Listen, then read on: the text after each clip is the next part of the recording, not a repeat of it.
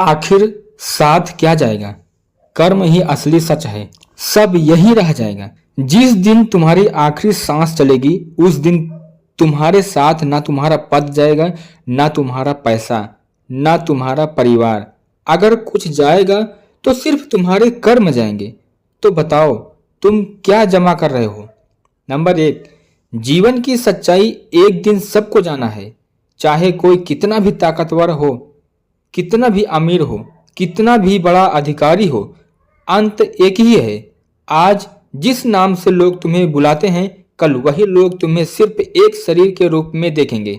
कल तक जिसे लोग सर कहकर झुकते थे, उसी के लिए एक दिन 4 लोग कंधा देंगे और फिर अपने अपने काम में लग जाएंगे।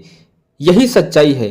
हम पूरी जिंदगी इस भ्रम में जीते हैं कि हम बहुत महत्वपूर्ण हैं। हमें लगता है कि दुनिया हमारे बिना रुक जाएगी, लेकिन सच यह है कि दुनिया किसी के लिए नहीं रुकती। सूरज अगले दिन भी उगेगा, लोग अगले दिन भी अपने काम पर जाएंगे, बाजार खुलेगा, जिंदगी चलती रहेगी। फिर सवाल यह है कि हम किस बात पर इतना घमंड करते हैं, किस बात के लिए दूसरों को नीचा दिखाते हैं, किस बात के लिए गलत रास्ता चुनते हैं। अगर अंत में सब यही छूट जाना है तो हम क्यों ऐसी दौड़ में भाग रहे हैं जिसका कोई अस्थायी परिणाम नहीं है? जीवन एक किराए का घर है, शरीर एक अस्थायी वस्त्र है। जो आज है कल नहीं होगा, और जो नहीं होगा उसके लिए इतना संघर्ष, इतनी नफरत, इतना लालच क्यों?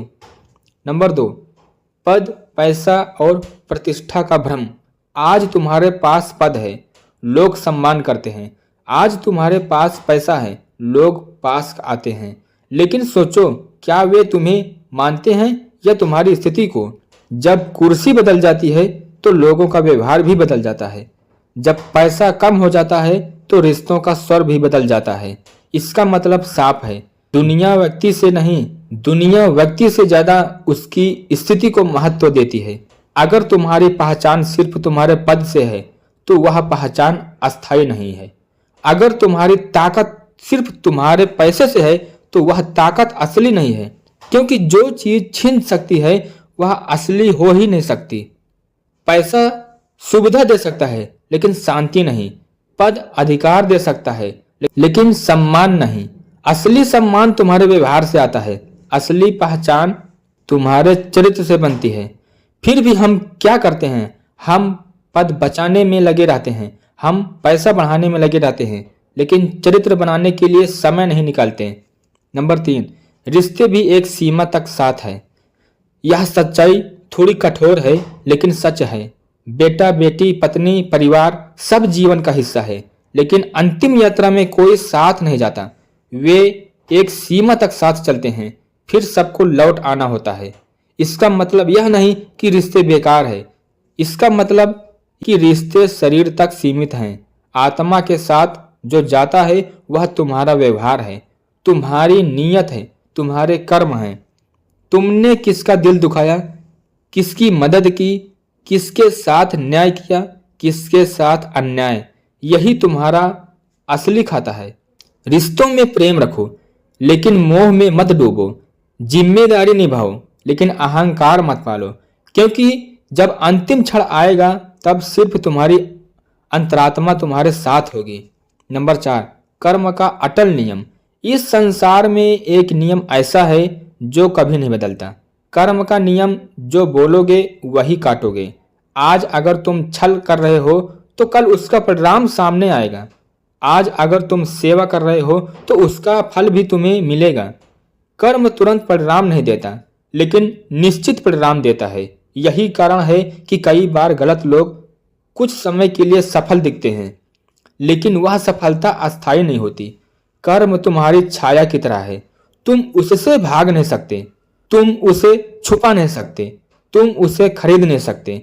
इसलिए समझदारी यही है कि कर्म ऐसा करो जो तुम्हें रात में चैन की नींद दे सके। ऐसा कर्म करो जिससे तुम्हें खुद से शर्म ना आए। नंबर 5, मृत्यु से पहले जागना सीखो। अधिकतर लोग सब समझते हैं जब बहुत देर हो चुकी होती है, जब शरीर जवाब देने लगता है, जब समय हाथ से निकल चुका होता है, तब पछतावा होता है।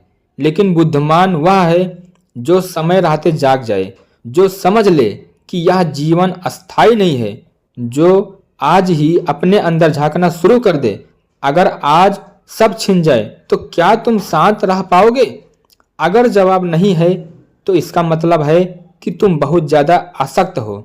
जिंदगी को हल्का बनाओ, गलत कमाई छोड़ो, दूसरों का हक मत मारो, सेवा को आदत बनाओ, क्योंकि अंत में यही चीजें तुम्हें भीतर से मजबूत बनाएंगी। नंबर 6, ऐसा जीवन जियो कि जाने के बाद भी असर रहे। नाम अमर पैसे से नहीं होता, नाम अमर कर्म से होता है। कुछ लोग बहुत धन कमाते हैं लेकिन उनके जाने के बाद कोई याद नहीं करता, और कुछ लोग साधारण जीवन जीते हैं लेकिन उनके विचार पीढ़ियों तक जीवित रहते हैं। तुम्हें तय करना है कि तुम कौन सा जीवन जीना चाहते हो। ऐसा जीवन जिसमें लोग तुम्हारी संपत्ति गिने, या ऐसा जीवन जिसमें लोग तुम्हारे संस्कार याद करें। जब जाने का समय आए तो डर ना हो, पछतावा ना हो, बस एक संतोष हो कि मैंने किसी का हक नहीं मारा, किसी को जानबूझकर चोट नहीं पहुंचाई, और जितना बन पड़ा उतना अच्छा किया। खाली हाथ आए थे, खाली हाथ जाएंगे, लेकिन कर्मों का लेखा तुम्हारे साथ जाएगा। नमो बुद्धाय।